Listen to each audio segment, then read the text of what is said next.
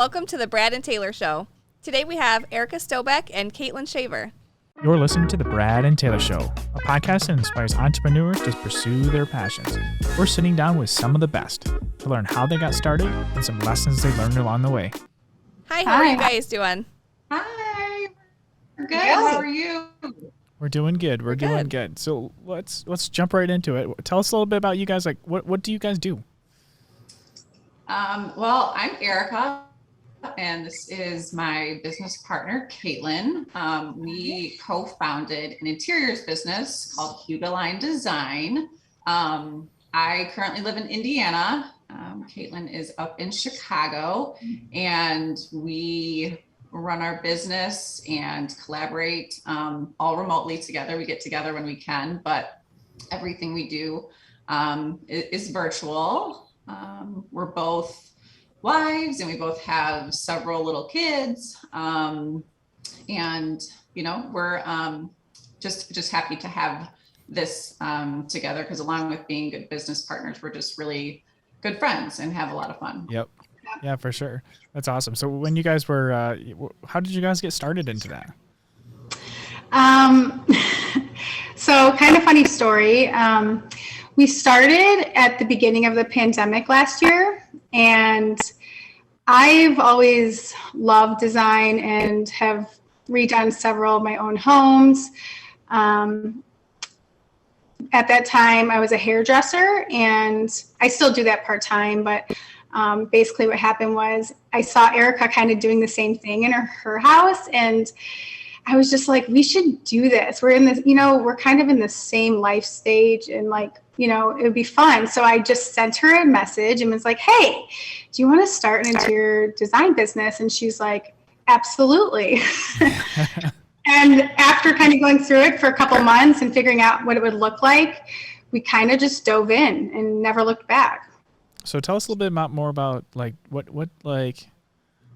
are you guys' like main clients? Like how do you like what things do you do, I guess? What's the day in the life? There we go. Yeah. There we go. I gotta think of the words to say, right? I'm over here like thinking staging, but I was like, nope, it's design. Let's go with that. Yeah. So on average, what does a day look like for you guys? Our days are chaos, to be honest. Like I mentioned, we started at the beginning of the pandemic. So at the time, we I have 3 little kids. She has 2 little kids. And we found out that fall when everyone was in lockdown and just starting to go back to school that we would both be homeschooling. So our main focus during the day for the most part had to be on our kids. So when we started, it was a ton of early mornings, a lot of late nights, a lot of communicating in like every nook and cranny of our day that we could find. And thankfully we had some really good friends that had trusted us to kind of be our first clients so we could get our feet underneath ourselves, figure out what our workflow and processes would look like. And recently, we've just kind of gone off referrals based off those first few clients and word of mouth. So our days start really early. We're kind of looking forward to the fall because when school starts, we're going to actually kind of get some time that is not at 5 a.m. To get our work in together. But you know, we take clients on and we have a really extensive process that lets us get to know them, their style, what their function is for their homes, and what they're really looking to get from us. And so from there, you know, we start to draft and plan and make the schematics for a space. We do all of this virtually. It's more of a collaboration for us with clients when we do e-design like this because they're more of our teammate. They're the ones taking the dimensions for us, getting the pieces in place that allow us to do our job. Yeah. And then we present, you know, coach through styling and staging of the home, making sure it all looks right.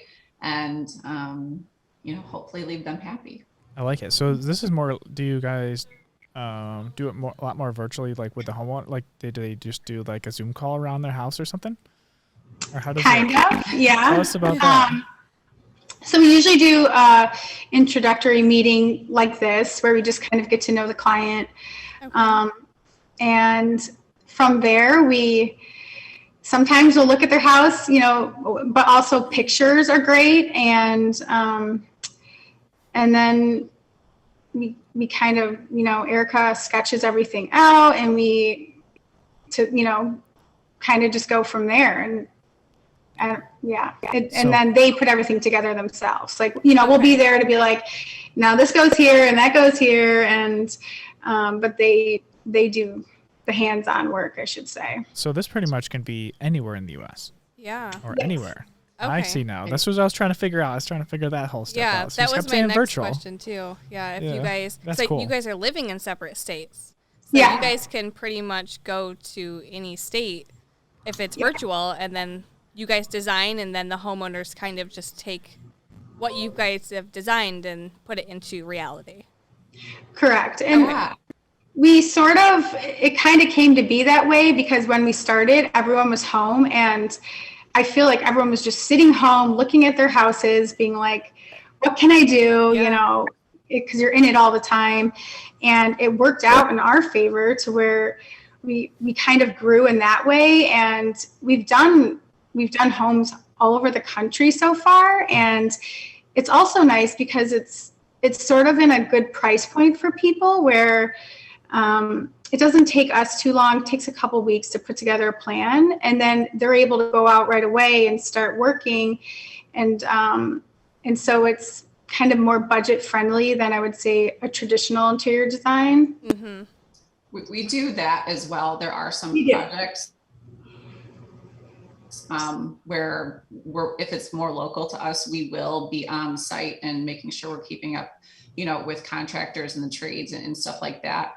But the bulk of our business has definitely been e-design, That's cool. which is, like Kaitlin mentioned, we've had projects from California to New York.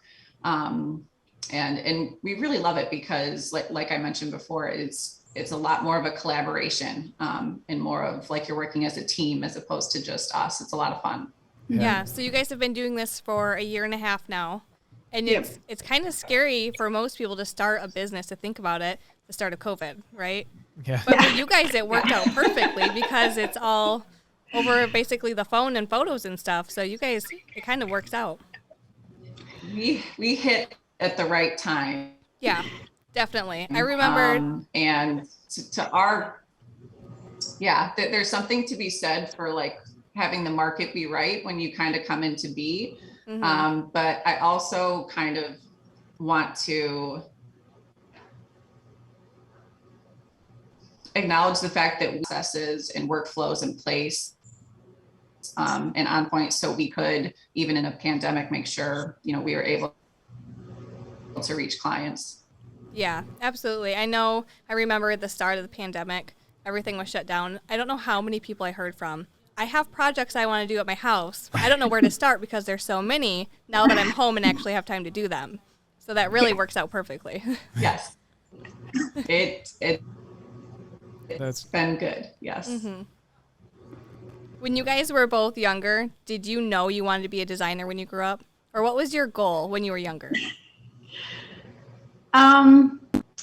I was definitely more, I've always been like creatively inspired, I would say, but no, not necessarily a designer. For me, I wanted to be a singer at one point, and I wanted to be a baker, and then I ended up being a hairstylist. And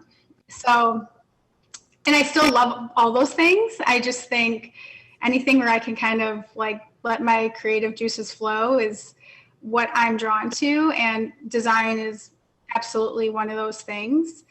And always changing, always growing kind of thing. Yeah. What about you, Erica? When you were younger, is this what you planned on doing when you grew up? Not even close. No. I grew up, but I focused high school around it's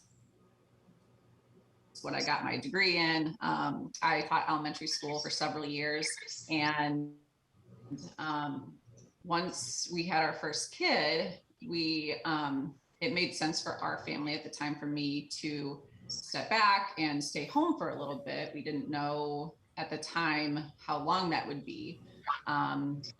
But fast forward 3 kids and 8 years later, you know, I never went back to the classroom, and through being home, I'm very much like an on the go hard worker, have to have something that's my own kind of person. And I really because I was home all the time now, I really got into design and decorating and making our home feel like ours. And so that's kind of, Kaitlin and I were friends, but I think that's kind of what caught her eye. And once we kind of said we were going to take this jump, you know, obviously I'm eternally grateful she asked, because it's been a really big blessing. Yeah. Now I have a question for both of you, since you both have kids and you're designers. So how do you keep your house picked up? Because there's got to be toys all over, right? How do you design around that? Show us teach us your little tips and tricks about the toy storage. Yeah. I mean, I'm someone who, people ask me that all the time, and I have a lot of clothes storage where I can just sort of throw toys in, and if I don't see it, it doesn't exist. Okay. And also I don't know, I just work better and live better when my house is somewhat clean and organized. So usually at the end of the night before I go to bed, I tidy. Yeah. I think any mom's house, any designer's house, they'll tell you, if they ever show their house, it's all about angles, and I guarantee you there's a pile of junk somewhere. That's what I was wondering. That's true. Yes, that's true. Somewhere. Yeah, you see those Instagram and photos, right? And then just out of frame is the toys and the stuff. It's true. Yeah, like you can see behind me, like my shelves are clean and everything's fine in the background, but on this side of the camera, my kitchen's a disaster. So that's how you guys do it. See, these are the tricks I need to know for posting stuff. As Kaitlin said, a lot of drop spots.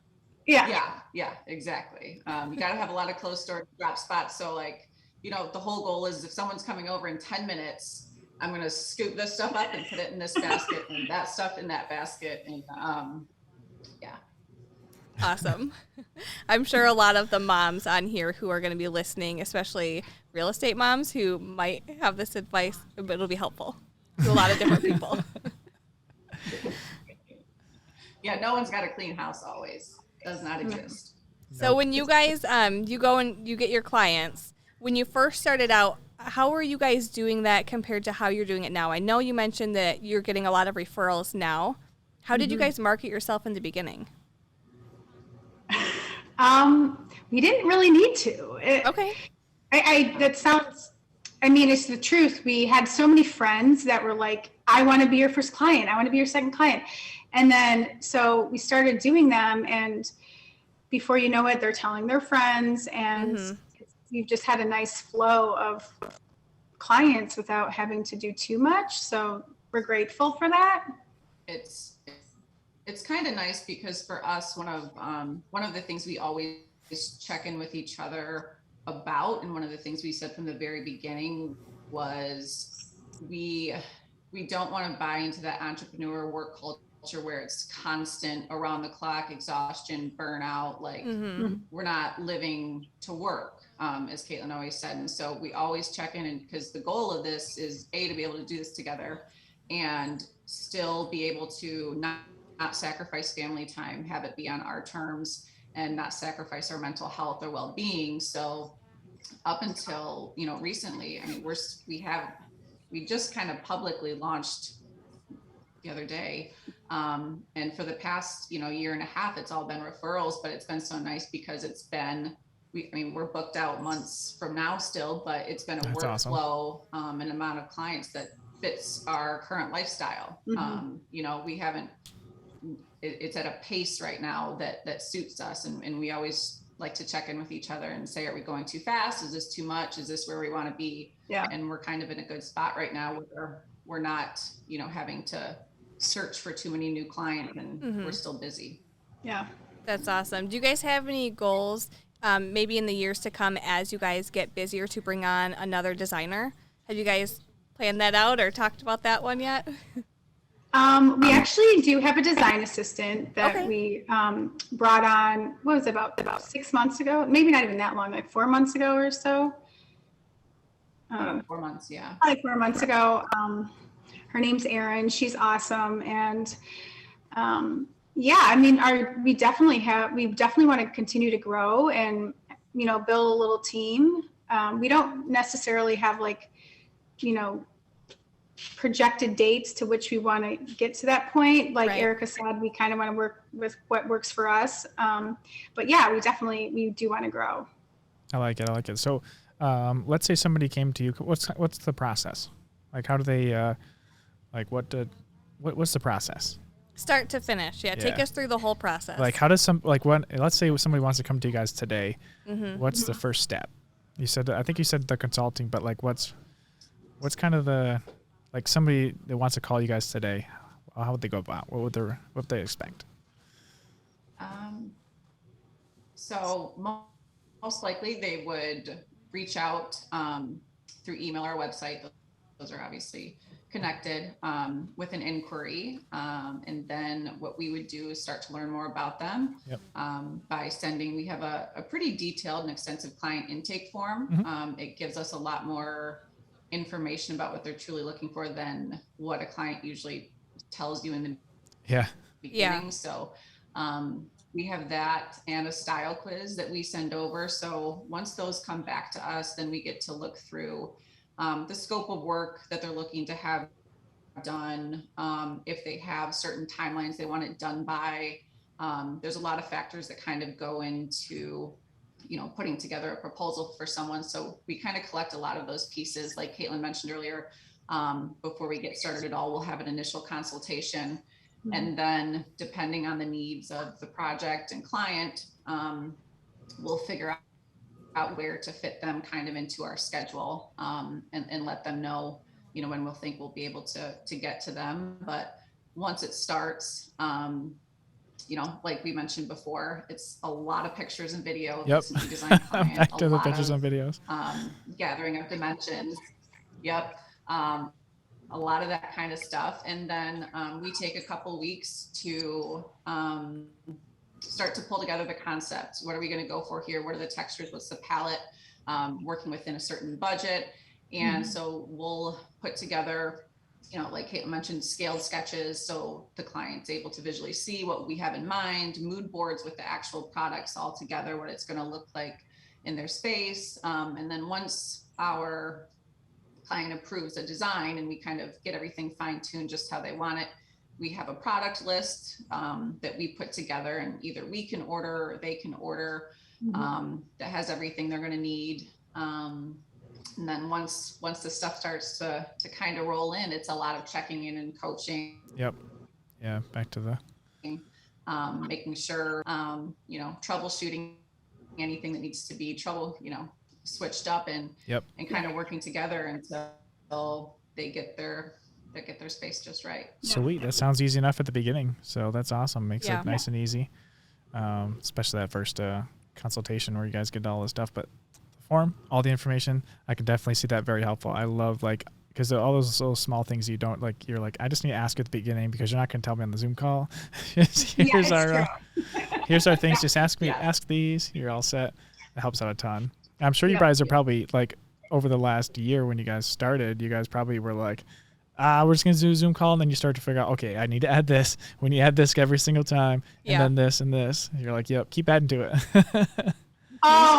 We're doing that. Yeah, we have learned so much each time about adding stuff and just making our process a little bit more extensive and, just to make it easier on everyone. And I mean, it's really, we're constantly learning and adapting. Yeah, sure.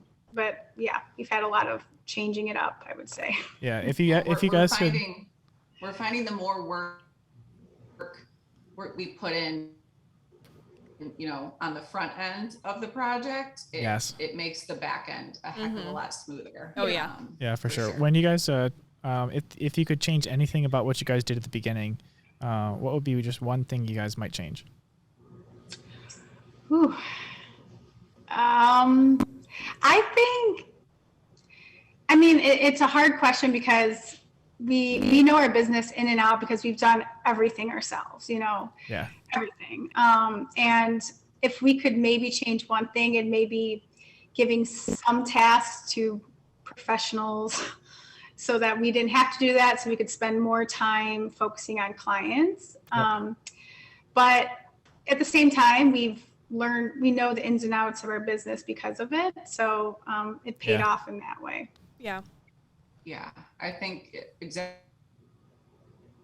what Kaitlin said. I think walking that line of opportunity cost for us, because, we built the whole website ourselves, and we're not web designers, so it was a lot of time learning that and again, I don't think we would necessarily change anything that we've done, but looking back, if we could have taken some of that initial upfront costs, invested in a web designer so we didn't have to do it, and invested, maybe in a lawyer and a CPA to do a lot of the registrations and stuff like that, making sure we're set up financially. I think that would have allowed us more time to focus on some of those processes that directly benefit what we do for our clients, and could have possibly moved us a little bit faster. So just like walking that line between what do I know I can do well and efficiently, and having the self-awareness to know what should I outsource, so I can keep a good momentum.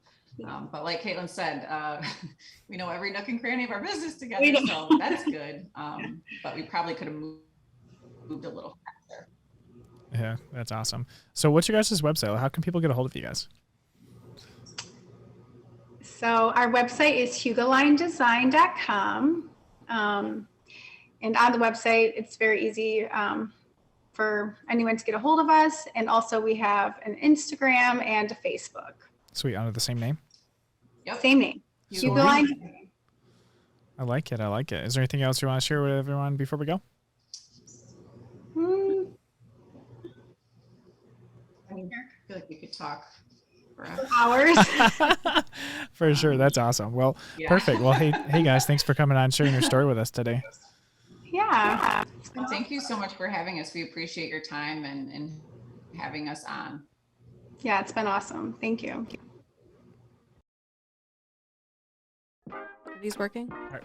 Sure. Here we go. Oh, there we go. I think they're working. Should we tell them? Mine keeps falling. It doesn't like my voice. What do we got to tell them? Subscribe. Subscribe. What do we got to point at? Hey, I think there's a subscription button. Like it might be there. Might be right there too. Somewhere. Find it. It's red. Yeah, and it's blue. It's green. I don't really know. It's a color. This mic isn't even attached. Did you plug these in?